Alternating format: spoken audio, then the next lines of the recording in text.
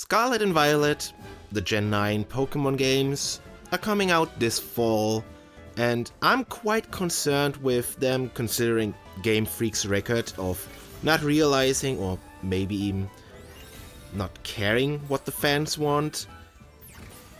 Which is why today I want to talk about 10 things that I truly believe Scarlet and Violet should copy from Legends Arceus. Hello there, I'm Zeyc, and please excuse my voice being a bit more fucked up, but my mother has COVID and I probably have it building up too. And don't get me wrong, I don't think Legends Arceus is perfect. I believe it's extremely flawed, to be honest, but it's quite fun and it has some really good changes in it that I want to see become normal for the main series. Number 1 is a simple one.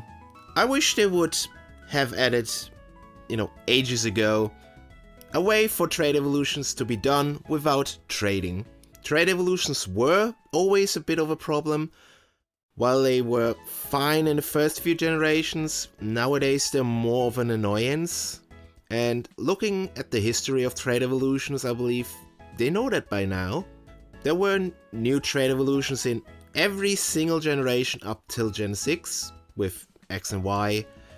Sun and Moon then only had new forms for Graveler and Golem that still require trade.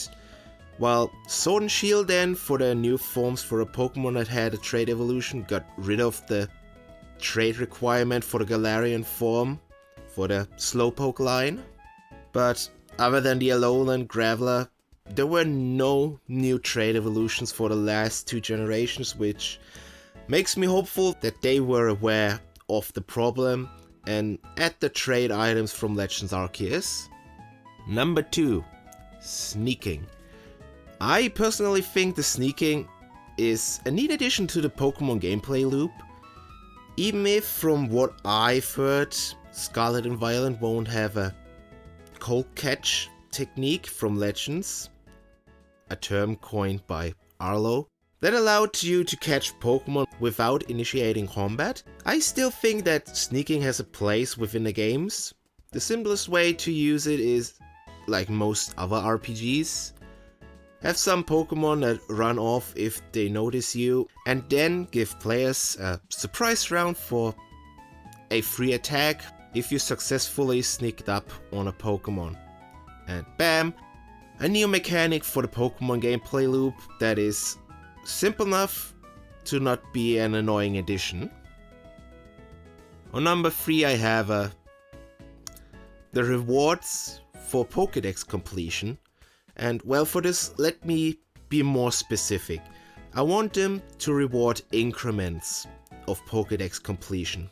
Technically, we've had this since Black and White too, with the Shiny Charm, though those were usually 100 or near 100 completion reward. But what I mean for this point specifically is smaller increments, like every 10%. In Legends, we have the ranks that increase the more you catch, with which you get access to more items. Though, personally, I'd want him to do a less mandatory way of doing it, without the annoying tasks for every single Pokemon. Reward the player with some small boosts, like increased shiny odds, discounts in stores, higher rare spawn rates.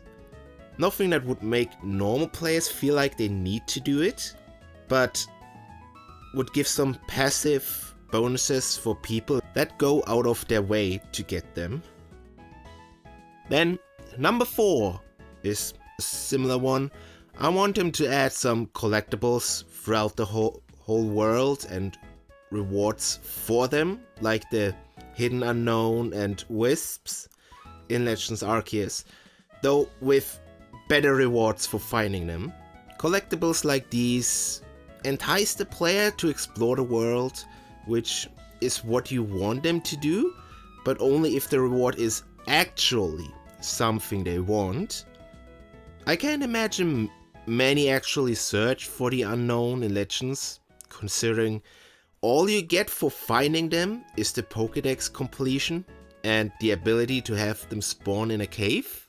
Yet, again, I'd say give the players some passive bonuses like rare spawn, shiny odds or EXP increases, and not just some dumb items you really have more than enough of already.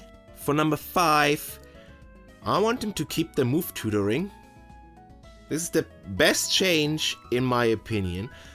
Not being tied to limited use TMs or having to find and revisit move learner and unlearner every time you want to change something is a big improvement in my opinion.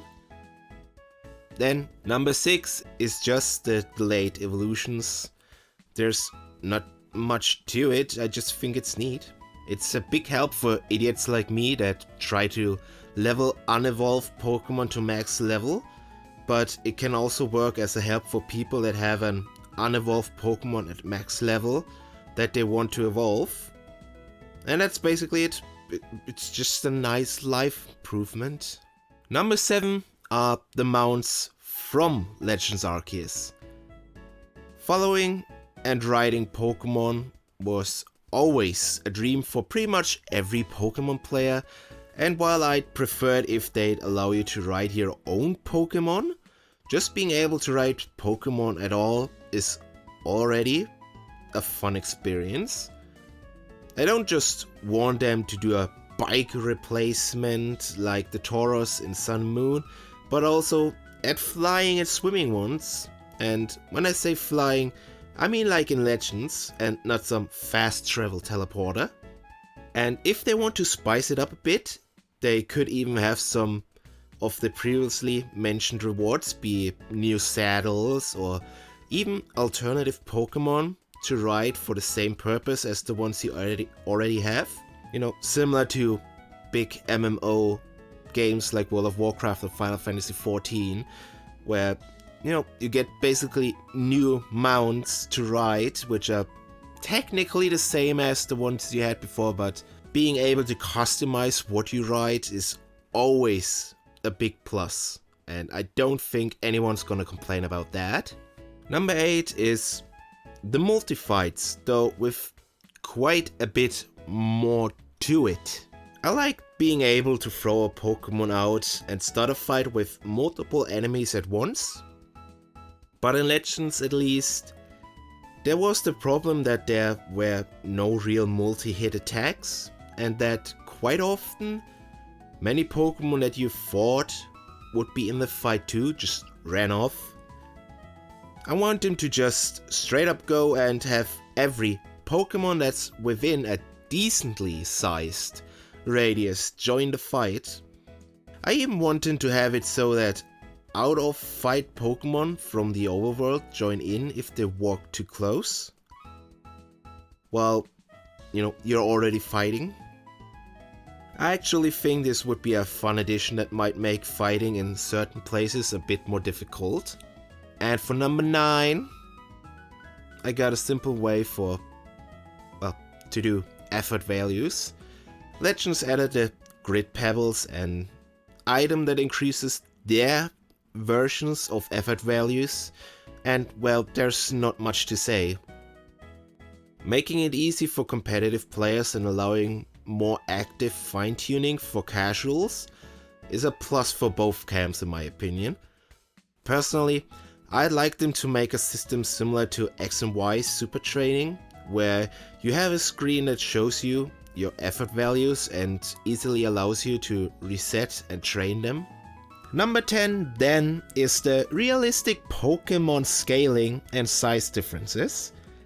And it's just a cool thing seeing how big your Pokemon are compared to you, and being able to catch both bigger and smaller versions of them and using them in combat against other Pokemon, seeing their size differences.